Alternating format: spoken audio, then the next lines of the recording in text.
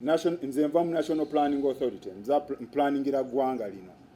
Mu nteekateeka za Uganda tulina kye tuyita Vision 2040.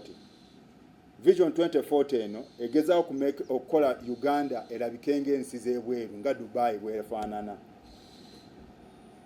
Mu Vision 2040 so far government yaka implementing a plan 3 NDP1, NDP2 ne NDP3. Wakati wa Vision 2040 period je tulina twagenda ntutula ne realizing anti speed je tuyokulirako ntono nnyo. Wa Uganda tulina byenyi bye tukoze, amakubo bagakoze, amasanyaze bagateese bwegali, naye abantu baffe tebalina mirimo, economy n'okukula okusingako weeri. Katwadayo ne twebuuza kiki tulina okukola mu kuplanninga to making sure nti economy eno etuuka ku wolaba Dubai weeri kati. Kyebulaba ennaku zino twogera kibayita 10-fold growth strategy. 10-fold growth strategy kyegamba nti economy nga bw'ogiraba tukoze etyo okumakinga sure nti tugikubizaamu emirundi 10 okututuusa ku Dubai weeri kati ng'oba olaba Dubai weeri.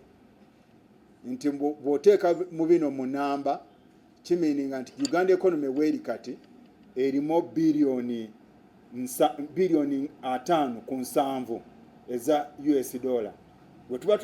Bwe tuba tunagituusa ku economy tugisuubira ng'eya Dubai weeri erina okubeeramu biliyoni 5 eza US dollar gituusa ku economy ya Dubai nga bweri.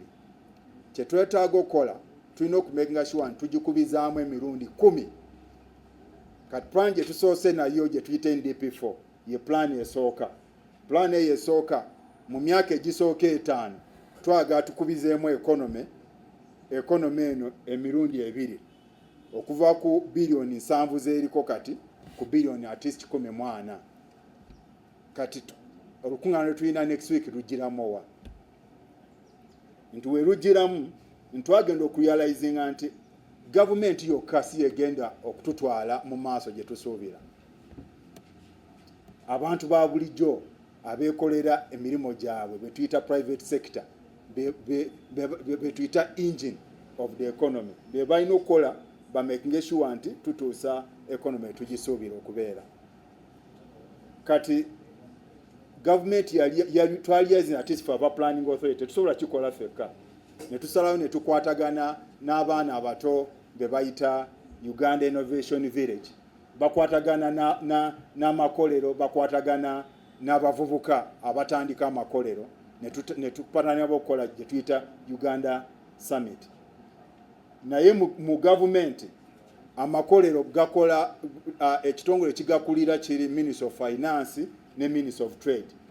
Ne tusalawo tupataninge nabo nga plana tubeere ne summit. Summit eno kyegenda okukola mainly okumakinga sure tujjawo kye tuyita tucreatinga kye tuyita link between government byekola n'abantu ba bulijjo bye bakola. Kati summit gye tugenda okukola okumakinga sure nti for economy sugiyita information asymmetry. Information asymmetry kimiininga nti okutategeragana. Government kyemanyi kirala, abantu ba bulijjo kye bamanyi kirala. Kati tumakinga tutya nti bano bakwataganya okutegeera abantu ba bulijjo okutegeera ki government kyeri okuwa n'omuntu wa bulijjo afunirawa. Kakati eno summit ya kumakinga sure nti government ejje n'ebintu byayo byegamba ffe okuyamba omuntu wa bulijjo tulina kino na kino n'omuntu wa bulijjo yeebuuze nfunirawo okumakinga sure nti nze ng'alina kampani ey'omuntu omu gye tuyita micro then tubeera ne small ezina abantu ezikwesa abantu okuva ku omuntu omu paka abantu nga 6 ne tubeera ne medium enterprise ezikwesa abantu okuva 10 paka ku bantu 5 n'ennene ezo zino summit kikyegenda okukola kwebuuza nti abantu abo abalijjo bafunirawa government bayambi etya okumakinga sure nti ba expandinga okudelivering economy gye twagala gye tuyita 10-fold growth strategy. Luno basically luliwo okumanyisa abantu ba Uganda bulijjo aba bulijjo abantu ba Uganda aba bulijjo nti gavumenti eri balowoozaako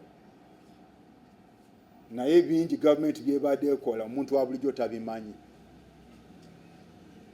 Abantu ba bulijjo kye basinga okumanya PDM naye waliwo zikatale looni, waliwo kye tuyita invite, waliwo small business recovery fund, naye omuntu wa bulijjo tazimanyi.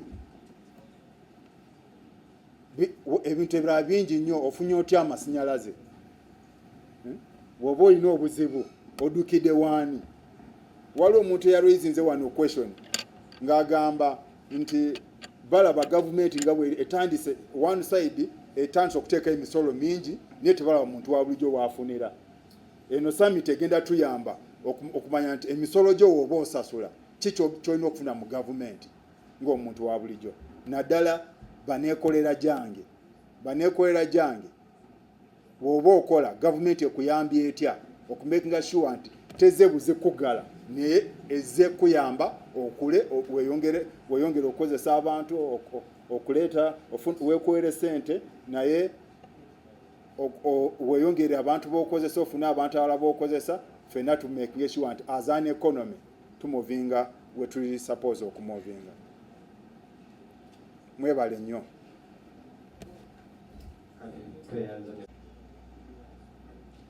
Asman Guloba, Director wa Development Planning mu National Planning Authority.